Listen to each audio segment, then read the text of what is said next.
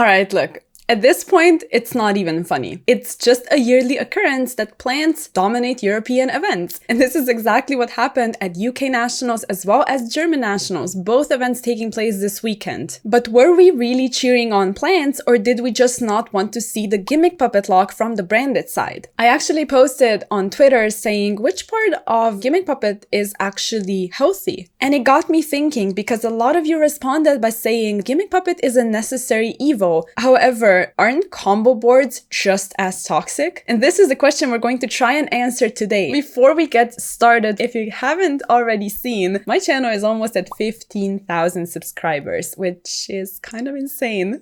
I'm super excited about that. We only have a couple subscribers to go, and I will be doing massive giveaways once we hit that 15K. So if you want to help me out with that, make sure you subscribe, you share my channel, like the video, and also comment. I really want to push it towards like even 20K and farther. Chime in with your thoughts. I really want to know what you think about this topic, and also like the video if you enjoy me doing these types of general discussions when it comes to Yu-Gi-Oh! And the health of the game. So let's get started. Obviously, what ended up happening in the finals of UK Nationals is double gimmick puppet lock. Game 1, Game 3, that's pretty much what happened. It wasn't a really interesting finals, but the Game 2, which Plant ended up winning, was just us watching a Plant combo, which was convoluted. It took a really long time, and it put up like close to 10 interruptions, I'm guessing, and a single droplet, which usually could out a really formidable board with cost of 4 cards, which is actually insane, was not able to out the board because there's just too much. And what Gimmick Puppet Lock as well as a combo board have in common is the fact that they both are trying to prevent the opponent from playing. And is this what we have gotten to at this point in Yu-Gi-Oh? If you look like historically at some formats, why people love Edison as much as they do is because there aren't any cards like that, any strategies like that. And we can go on and talk about cards that are extremely broken because they help with consistency, like Whirlwind, or cards that sometimes are able to win you the game on the spot, like top decking a dad, for example, when you really need it, or like sometimes Trap Dust Shoot is going to be really strong. Other than that, for the most part, there aren't any toxic things, and people have a lot of back and forth gameplay, which actually showcases skill. And what's happening right now is it's not that establishing a branded combo or a planned combo is not skillful, because it actually is. Once you do it, you're probably winning just by establishing it. And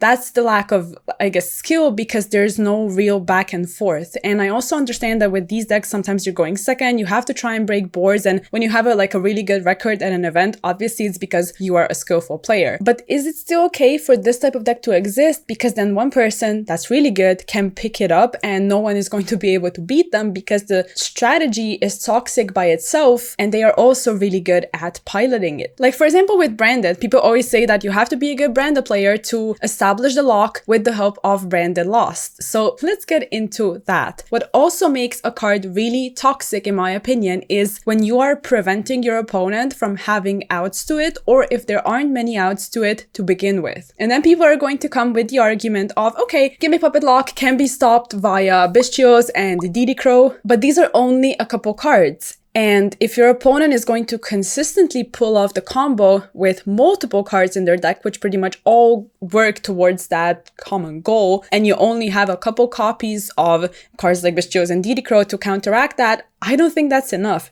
Not to mention that, again, branded loss protection. When you're able to establish a combo with an additional piece of toxic protection, because that's what branded loss really is, and your opponent is not going to be able to disrupt you in any way. We all hated when Magical Meltdown was a thing and they never hit it, they just rendered it useless. And sure, not every single deck has protection. If we take a look at Rika right now, or Planned, I should say, it doesn't have protection like Gimmick Puppet, like Branded Lost. But what it does have is it has one card combos. And this is another really toxic thing that's happening right now. And in my opinion, that's what makes these combo decks, or even sometimes mid-range decks that end on really formidable boards, that broken. The main issue is the fact that if your entire board gets established through a one card combo, meaning if you don't get interrupted interrupted, one card is going to achieve that. You have 4 more cards to either extend if you do get interrupted or have hand traps to stop your opponent on top of already having a broken board. So we've established that protection is toxic and also the 1-card combos. Something that's, I guess, important to keep in mind is also, like we talked about before, the amount of skill it actually takes to pilot a deck, because if it's very high skill intensive, like plants actually are, it's going to make it so not many people pick it up, but once they do, again, it's going to give them an unfair advantage because the deck is broken by itself. But let's circle back to the outs we talked about before, because I really want to know your thoughts on this topic. Should we have the mentality of,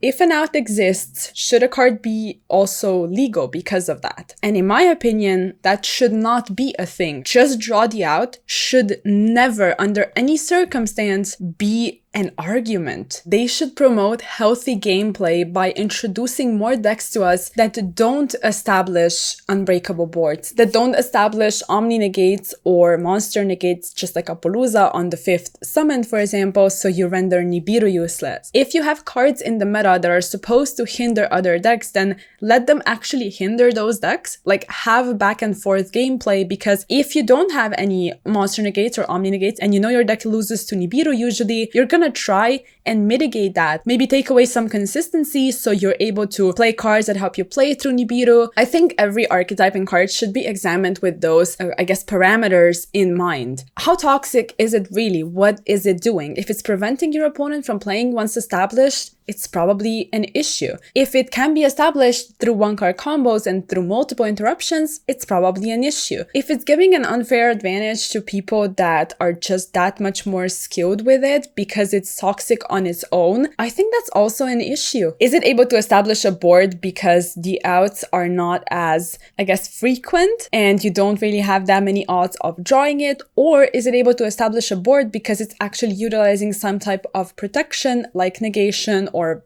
cards like Branded Lost and stuff? What's a good example of like a random combo deck that's like, I don't know, Adamantia or something, or a Mermail combo? Is it toxic when you get hand looped? Yes. However, is it easy to establish? Does it have many extenders? Does it even have the ability to play a lot of extenders and non-engine to still be able to play through interruption? It also matters when you take a look at a format. And when a ban list rolls around, in my opinion, Konami should take a look at the top deck of the format and also decks that could prove themselves to be genuine toxic threats. So in the finals of UK Nationals, the planned deck wasn't able to play under Gimmick Puppet. Of course. But was the branded deck able to play under many interruptions? Also no. So at the end of the day, it doesn't really matter which of those threats you're facing. If either of them is preventing you from playing, they're both an issue. Historically, it wasn't all bad. We have also seen formats in recent years that were highly interactive, and a lot of times those formats feature mid-range decks. And I'm not talking about Snake Eyes right now because that's borderline, like